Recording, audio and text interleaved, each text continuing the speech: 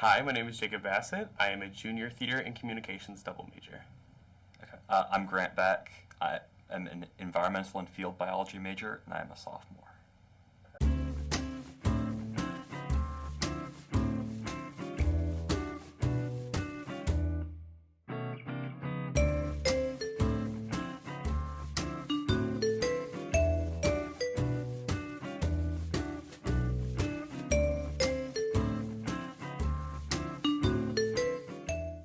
So yeah, I mean, we have this school of, I think nursing's one, STEM, like behavioral sciences and stuff, humanities, English and modern languages maybe. Yeah, I wish that the Arts and Science College was a little bit closer knit of a group. I feel like the STEM groups, the STEM college is pretty close, but I don't feel like I get the pleasure of interacting with anyone from any of the other schools in arts and sciences.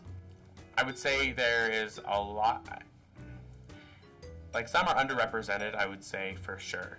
English and modern languages, whether it's just that they're not as popular, or they're a more like quiet crowd and less involved, but I don't hear much about the school of English and modern languages, if that's the proper term, really ever.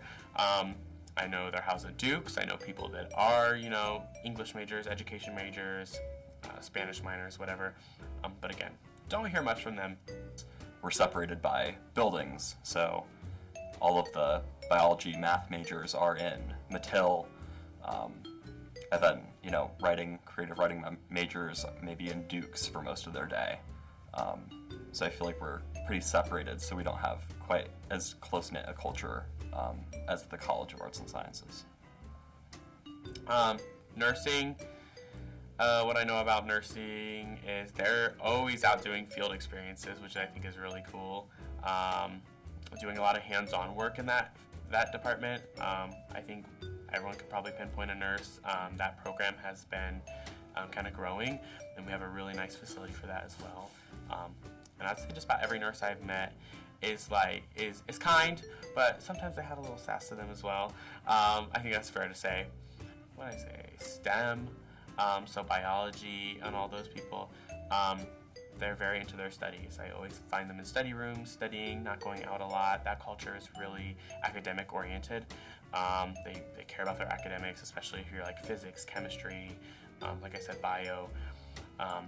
I think that's what comes a lot with their studies, is that type of persona and characteristics. I feel like, especially for my major, we know each other really, really well. So I know a lot of people from all over the STEM school. We are definitely high achieving. I know almost everyone I know has really big goals, so they want to go to grad school or they want to get a job right out of college, and I think that's a pretty common theme with most of the STEM college. What's the other one? Humanities, history, poli-sci, stuff like that. They're very involved. Every single person I know that's like a poli-sci major or a history major, I find they're very involved. I mean, especially within the campus community. I find a lot of them like to know campus history and like to get involved with that as well, so sometimes that helps being in the organizations. And sometimes I question, I wonder why, because the stereotypical like history person is like a nerd, to somebody, or who wants to know about history? Like a lot of people will make jokes about that. But yeah, I find it very interesting. I mean that all our history folk and people like that are very involved, and I see them everywhere doing everything, which is cool.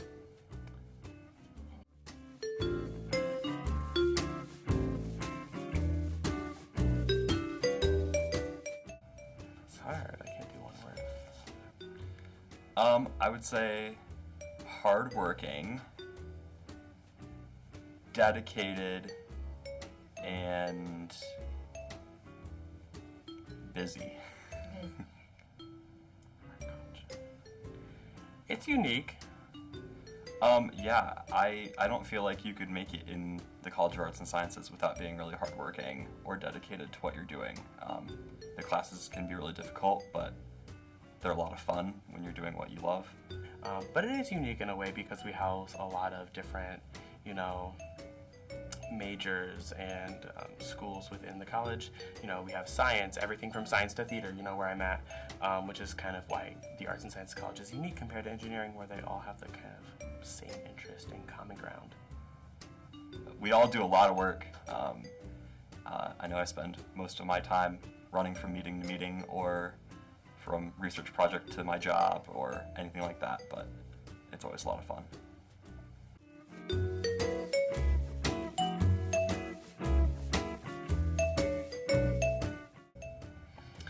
I would say in my college, you're highly involved. I mean, there's so many different clubs and organizations you can do. I mean, if you're involved, I mean, we're a small campus, but we have over 200 clubs and organizations. So we need people to fill those clubs and organizations. So usually that means you're in multiple. And if you're in multiple, you're going to know multiple people and people from different groups and areas of study. So I would just say involvement definitely is the number one thing. I think a successful arts and science student is really involved. They really get to know their professors well, and so they get a lot of opportunities. And they love what they do, so they spend lots of time outside of class doing exactly what they want to do, and that's what makes them a good student.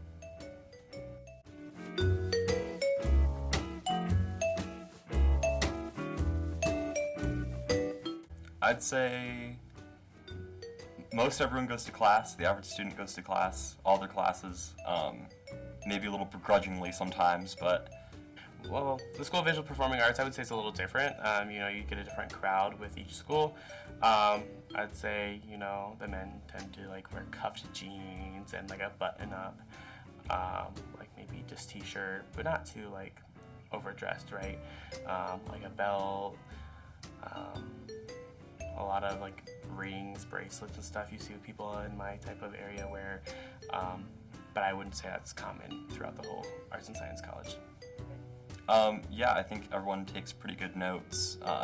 You see ONU gear all over all of your classes. Yeah, so I mean the theater area in general is a very, I'd say it's more diverse than a lot of other places, and not just with where people come from, you know, or the color of their skin. Just as simple as like, you know, the LGBTQ community and things like that. I mean, we have a lot of people, you know, that are in that community in our school, and it's because where they feel the most free and confident, and it's usually where, you know, they thrive. And so I would say that's where we're more diverse, and that's kind of why, you know, because people stereotype things, you know, what's feminine and what's not. Like some people will think wearing a ring is feminine for a male, while others are just like, well, it's just adding style to my wardrobe. But you could be stereotyped quite seriously by that, you know, as in like if you're wearing cowboy boots, a button-up shirt, with like a belt buckle, like I would stereotype some engineers like that. Those type of people, you know, are going to be stereotyped as like straight and stuff like that. So I don't know. I would say that's kind of where the stigma and stereotype. I would say it's because of stereotypes. Sorry, I veered from the question a little bit.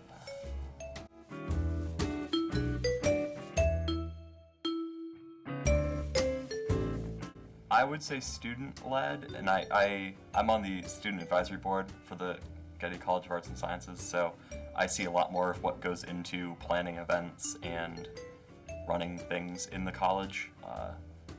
So I think it's definitely student-led.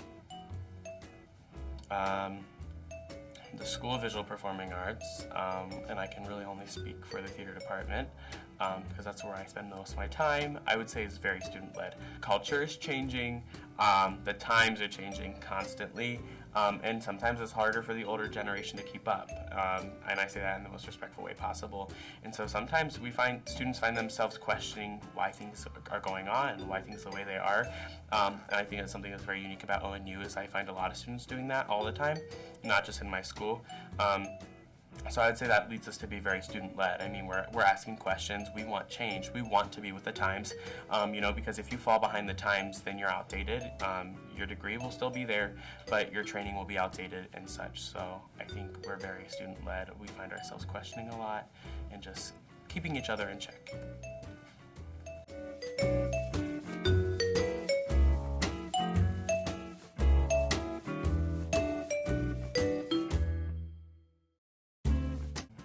The culture involves a lot of studying, I know that for sure. Again, that causes high stress and causes them to be busy. From all the pharmacy students I know, they seem like they really like what they do, and they are pretty hardworking as well. They're always out and about moving, doing outreach. I think they're very caring individuals, truthfully. I've never met a pharmacist within their culture that's not always checking in on someone, and I feel that they're not very self-centered. I think some majors in colleges can find themselves self-centered and focusing only on themselves, but I think that their goal as a pharmacist is to care for others and do outreach and stuff like that. So that causes the culture, I think, to be a little more caring, I would say diverse, and just I think that's a fair answer. I hear, in my opinion, what is much more complaining about memorizing drugs or things like that, but that's I hear that.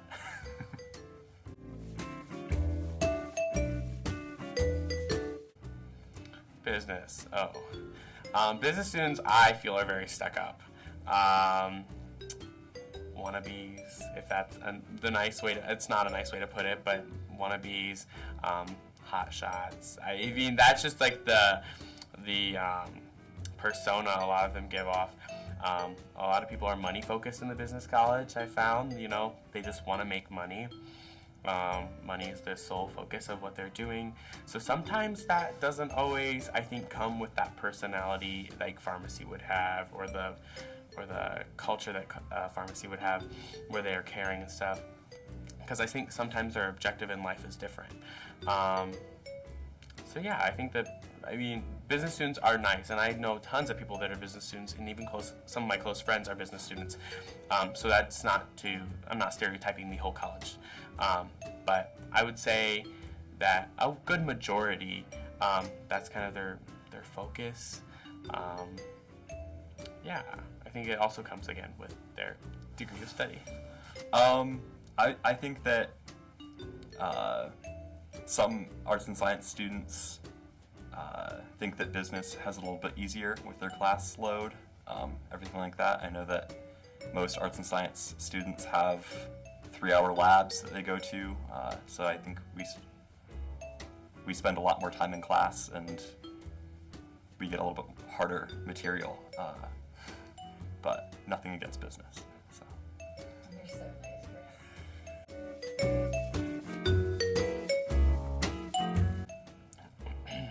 Law. Oh Lord.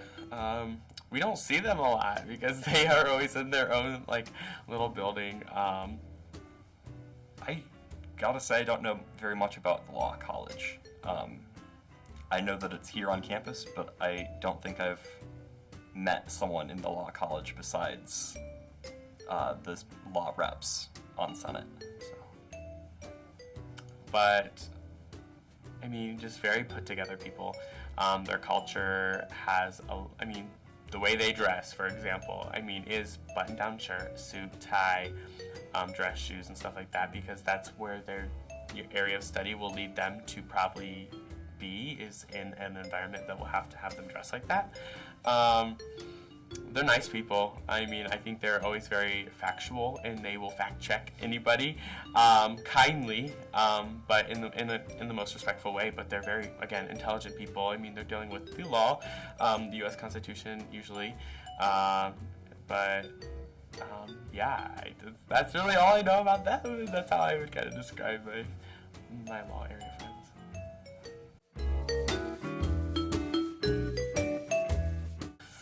Engineering. Ooh. Well, I'm envious of the brand new building. I know I spent some time studying there myself, so I wish we had a nice building like that. This is a very diverse group, I think so as well. Just as far as personalities go, again, it's hard to pinpoint some culture when you're not in the environment constantly. I think they get viewed a little bit more lazy than some of the arts and science students, but overall, I know a lot of them that are really involved as well, and they definitely are hardworking in what they like to do. So, Detail-oriented people, got their lives organized. Things are in certain binders, pouches. They have this pen for this journal and this pen for that one. Very creative minds. A lot of my engineering friends, especially in our organizations and stuff, will bring a lot of creative ideas to the table because that's what their job involves, is a lot of creative thinking. I mean, yeah, I think they know how to work as a team as well. I mean, I think in the real world, engineers always will have to work as a team. It's not really an independent field of study ever. I mean, when you're in the real world, engineers will work with groups of people to engineer or design something. And I find that in our organizations and stuff, that's very well portrayed. They all are team players. They all want to work as a team. They all want to have a plan for the team. So yeah, being organized, I would say, is that number one thing with engineers. You did wonderful. Did I have you sweating there for a while? a little bit, but that's okay. Any last comments that you might possibly want to make? Regarding any topic? Sure.